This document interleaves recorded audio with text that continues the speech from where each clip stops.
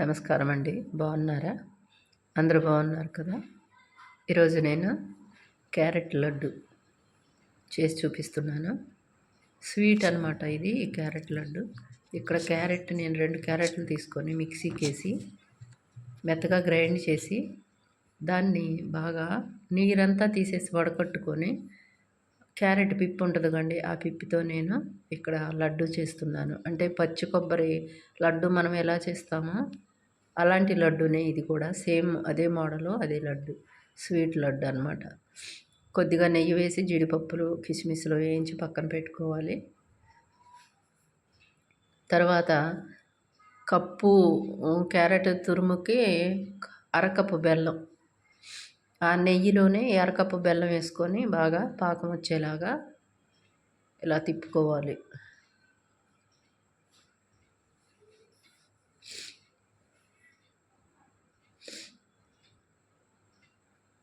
ఇలా పాకం ఎప్పుడైతే వచ్చిందో ఈ క్యారెట్ తురుముని వేసేసుకోవాలి.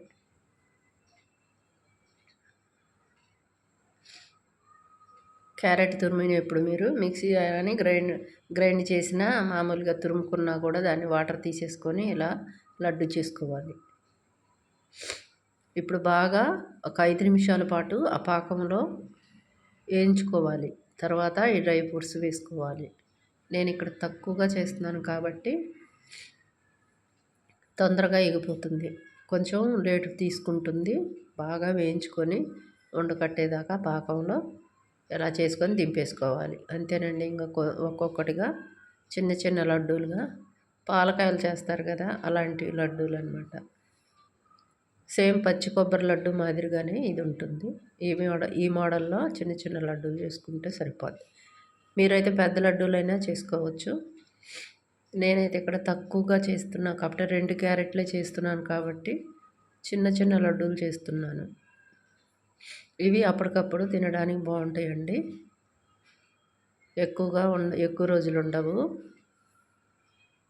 ఎందుకంటే పచ్చి కొబ్బరి లడ్డు లాంటివి కదా, ఎక్కువ రోజులు ఉండవు. అదిగోండి ఆ మోడల్లో ఉంటాయి.